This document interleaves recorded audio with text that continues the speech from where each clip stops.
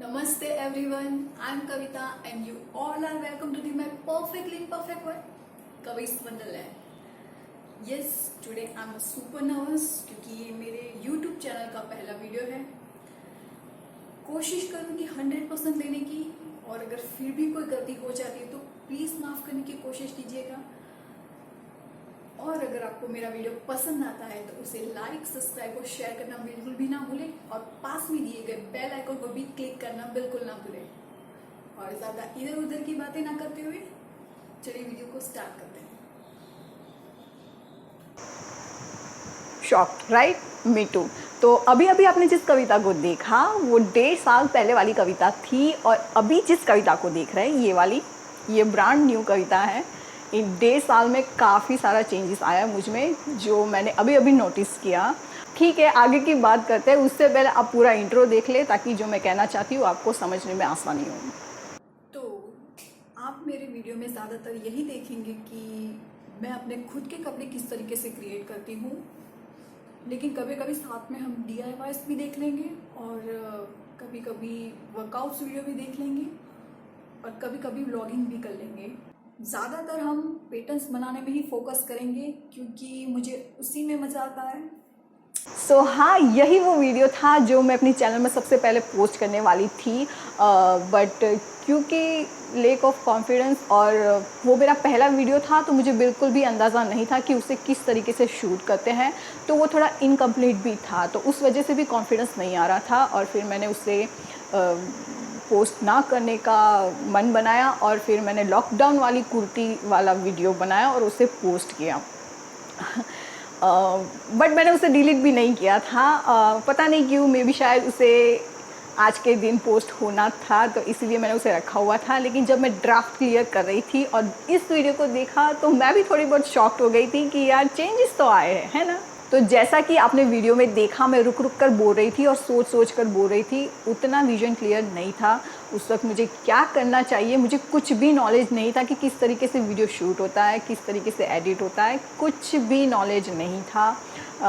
जितनी अभी मैं क्लियर हूँ उस वक्त मैं नहीं थी, बट फिर भी मेरे पास जितना था मैंने उसका इस्तेमाल कर कर मैंने वो वीडियो बना दिया। लाइक जो मेरा फ़ोन था वो Redmi Note 4 था, उसी से मैंने पहला वीडियो शूट किया था। ट्राइपॉड मेरे भाई ने दिया था, शूइंग मशीन एंड टूटा फूटा हुआ कॉन्फिडेंस, इन चारों चीज़ों को मिलाकर मैंने पहला वीडियो शूट किया था। उस वक्त अंदाज़ा नहीं था कि इतना कुछ प्रोग्रेस मैं करूँगी, बट जो भी हुआ है बहुत ही अच्छा हुआ है, और आगे जो भी होगा वो भी बहुत ही अच्छा होगा। Wish me. तो अभी इस वीडियो को पोस्ट करने का मकसद ये है क्योंकि हम 6K फैमिली हो चुके हैं, तो मैं बस यही दिखाना चाहती हूँ कि इन 1.5 साल में मैंने कितनी प्रोग्रेस की है, और ये बताना चाहती हूँ कि अगर आप लाइफ में कुछ करना चाहते हैं, सिर्फ यूट्यूब की बात नहीं कर रही हूँ, अपनी लाइफ में आप कुछ भी करना चाहते हो तो प्लीज़ स्टार्ट कर दीजिए। ये मत सोचिए कि मेरे पास ये नहीं है, वो नहीं है, अगर ये नहीं होगा तो मैं ये नहीं कर पाऊँगी, वो नहीं होगा तो मैं ये नहीं कर पाऊँगी। नहीं, जो भी है आपके पास स्टार्ट करिए। जैसे ही आप स्टार्ट करेंगे आपका विजन क्लियर होता जाएगा, और आपको क्या चाहिए लाइफ में आपको धीरे धीरे ही सही लेकिन पता चलता जाएगा। तो इसीलिए अगर आप लाइफ में कुछ स्टार्ट करना चाहते हैं तो प्लीज़ स्टार्ट कर लीजिए, ज़्यादा सोचें मत, आप बस स्टार्ट कर लीजिए। तो वीडियो में मुझे जब भी ऐसा लगेगा कि पुरानी वाली कविता से बात समझानी मुश्किल हो रही है, तब ये नई वाली कविता आकर आपको बात समझाएगी। कोशिश मैं पूरी करूँगी, कमी रह जाती है तो I am really very sorry, क्योंकि उस वक्त मुझे अंदाज़ा बिल्कुल भी नहीं था कि किस जगह क्या समझाना है और क्या नहीं समझाना है, बट कोशिश मेरी पूरी रहेगी, और उस वक्त की थोड़ी वाइब को मैं कैच कर सकूँ, इसीलिए मैंने वो पुराना वाला टॉप भी पहन लिया है। तो चलिए अब आगे का वीडियो देखते हैं और समझने की कोशिश करते हैं कि मैं 1.5 साल पहले क्या बनाने की कोशिश कर रही थी। चलिए। काफ़ी कुछ सोचने के बाद मैंने ये डिसाइड किया है कि जो टॉप पार्ट होगा वो एक ट्यूनिक टॉप की तरह बनाऊंगी, और जो बॉटम पार्ट है वो एक तुलिप पैंट्स की तरह बनाऊंगी। ओके, तो उस वक्त मैं पूरा सेट बनाने की कोशिश कर रही थी, सलवार कमीज का जो सेट होता है टॉप और बॉटम, बट बनाने के बाद मैंने सिर्फ टॉप को ही पहना है, सलवार को अभी भी एक बार नहीं पहना है, और जो ट्यूनिक टॉप है वो जीन्स पर ही बहुत खूबसूरत लग रहा है, तो इसीलिए सिर्फ हम ट्यूनिक टॉप को ही बनाना सीखेंगे, मतलब उसकी प्रोसेस को देखेंगे कि वो किस तरीके से बनता है। बात करो फैब्रिक की, तो यूजुअली हम जो सलवार कमीज बनवाते हैं ये वही फैब्रिक है। कुछ वो इस तरीके से दिखता है। ये है टॉप पार्ट जिससे हम बनाएंगे ट्यूनिक टॉप, और ये है बॉटम पार्ट जिससे हम बनाएंगे टुलिप पैंट्स। इसके साथ खूबसूरत सा दुपट्टा भी है, लेकिन फिलहाल हमें उसकी ज़रूरत नहीं। सो चलिए फाइनली बढ़ते हैं हम अपने अगले पड़ाव की ओर, जो कि है फैब्रिक कटिंग। तो चलिए। तो ये रही टॉप की बैक एंड फ्रंट पैटर्न, और ये रही स्लीव्स की पैटर्न। तो जब भी मुझे कोई डिफ़िकल्ट पैटर्न को कट करना होता है तो मैं उसे न्यूज़पेपर पर कट करती हूँ, ताकि गलती होने के चांसेस कम हो जाते हैं। तो यहाँ मैंने बेसिक पैटर्न को कट कर लिया है।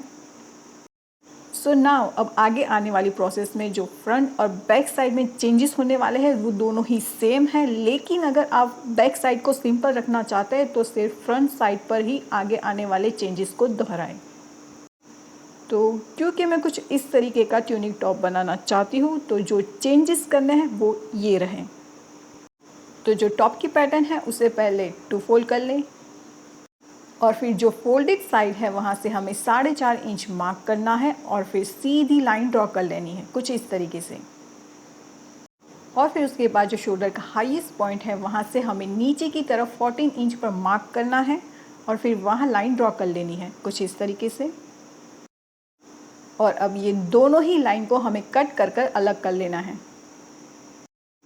तो पैटर्न को कट करने के बाद कुल मिलाकर हमें 4 पार्ट मिलेंगे, और जहाँ जहाँ से भी हमने पैटर्न को कट किया है वहाँ हमें 1/2 इंच सीम अलाउंस ऐड कर कर फैब्रिक पर उसे कट करना है। लेकिन हमारा जो पार्ट नंबर 2 है उसे हमें डबल कट करना है, क्योंकि उससे हमें गैदर क्रिएट करने हैं। तो जैसा कि मैंने कहा कि आप इसे अगर सिर्फ फ्रंट साइड पर ही अप्लाई करना चाहें तो अप्लाई कर सकते हैं, बैक साइड को सिंपल ही रख सकते हैं। बट क्योंकि मैंने दोनों ही साइड अप्लाई किया है, इसीलिए मैं इन सारे पार्ट को 2-2 पार्ट में कट करूँगी, मतलब सारे पार्ट 2-2 होंगे। एंड ऑफ कोर्स गैदर वाला पार्ट मैं डबल कट करूँगी, क्योंकि उससे हमें गैदर क्रिएट करने हैं। तो इन सारी पैटर्न्स को फैब्रिक पर कट करने के बाद हमें जो भी पैटर्न मिलेंगे वो 2-2 मिलेंगे, मतलब फ्रंट साइड के और बैक साइड के मिलाकर 2-2 पार्ट। सो यहाँ फाइनल पैटर्न कट हो चुकी है, और अब बारी है इन सारी पैटर्न्स को एक दूसरे से कनेक्ट करने की। तो सबसे पहले जो फ्रंट और बैक साइड का नेक है मैं उसे तैयार कर लूँगी। तो यहाँ जो फ्रंट नेक है उसे मैंने सिंपल सा बोट नेक क्रिएट किया है, आप जो चाहे वो डिज़ाइन क्रिएट कर सकते हैं। सो अगर अब तक आपने मेरे वीडियो देखे हैं तो आपको पता होगा कि एक नॉर्मल नेक किस तरीके से क्रिएट होता है। मैंने बिल्कुल ही वैसे नेक को क्रिएट किया है, क्योंकि मैं सिर्फ आपके साथ डिज़ाइन किस तरीके से क्रिएट किया जाता है वो शेयर कर रही हूँ, इसीलिए जो बेसिक प्रोसेस है वो मैं आपको डीप में नहीं दिखा रही हूँ। तो यहाँ मैंने नेक को तैयार कर लिया है। सो अब बारी आती है पार्ट नंबर 2 को क्रिएट करने की। क्योंकि हमें गैदर बनाने हैं तो इसीलिए पार्ट नंबर 2 के टॉप पर मैंने लूज़ वाली डबल स्टिच लगा ली है, और फिर उस थ्रेड को खींचकर मैं गैदर क्रिएट कर लूँगी कुछ इस तरीके से। सो लूज स्टिच लगाकर फिर जब हम थ्रेड को खींचकर गैदर बनाते हैं तो वो बहुत ही खूबसूरत दिखते हैं और इवनली स्प्रेड होते हैं। और इसीलिए मैं ज़्यादातर जब भी गैदर क्रिएट करती हूँ इसी प्रोसेस को फॉलो करती हूँ। सो अब गैदर क्रिएट होने के बाद बारी है पार्ट नंबर 2 को पार्ट नंबर 1 से कनेक्ट करने की। क्योंकि मैंने फ्रंट और बैक साइड दोनों पर ही सेम डिज़ाइन को क्रिएट किया है तो दोनों ही साइड में सेम प्रोसेस को दोहराऊंगी। लेकिन अगर आपने बैक साइड को सिंपल रखा है तो सिर्फ इस प्रोसेस को आपको फ्रंट साइड पर ही दोहराना है। सो यहाँ पार्ट नंबर 1 और पार्ट नंबर 2 कनेक्ट हो चुके हैं। सो उसके बाद जो टॉप की फ्रंट साइड है वहाँ मैंने थोड़ी सी क्रिएटिविटी करने की कोशिश की है। मेरे पास जो लेफ़्ट ओवर लेसिस पड़े थे उससे मैंने इस पैटर्न को क्रिएट किया है। अगर आपके पास भी कुछ इस तरीके की लेसिस है या फिर ख़रीद कर लगाना चाहते हैं तो इस तरीके की पैटर्न को क्रिएट कर सकते हैं। सो सेंटर वाला पार्ट बनकर रेडी हो चुका है और अब बारी है दोनों ही साइड को सेंटर वाले पार्ट से कनेक्ट करने की। तो अगर आप यहाँ नोटिस करेंगे तो मैंने यहाँ डोरी भी लगाई है कुछ इस तरीके से। अगर आप लगाना चाहे तो लगा सकते हैं, नहीं लगाना चाहते वो आपकी चॉइस है। सो लास्ट मिनट पर मुझे डोरी लगाने का आइडिया आया और जैसे ही आइडिया आया मुझे लगा कि ये मेरी कुर्ती पर 4 चांद लगा सकते हैं, तो इसीलिए मैंने लास्ट में डोरी को अप्लाई कर दिया। फिर उसके बाद मैंने फ्रंट और बैक साइड के शोल्डर को स्टिच कर लिया, फिर उसके बाद स्लीव्स को स्टिच कर लिया, फिर मैंने साइड फिटिंग स्टिच लगा ली और बॉटम हेम को स्टिच कर मैंने फाइनल ट्यूनिक टॉप क्रिएट कर लिया। ओके, तो यहाँ मैं एक बात बताना भूल गई। आप ये वाली जो लेस देख रहे हैं वो फैब्रिक के अंदर ही आई हुई थी। मैंने उसे पहले कट कर लिया, फिर उसके बाद जो फ्रंट का सेंटर पार्ट था और साइड पार्ट था उससे कनेक्ट किया था, उसके ऊपर मैंने कुछ इस तरीके से उसे सेट कर लिया ताकि वो स्टिचेस दिखे नहीं और वो खूबसूरत लगे। सो हमारा फाइनल टॉप बनकर रेडी हो चुका है। अब बारी है उसे ट्राई करने की। चलिए।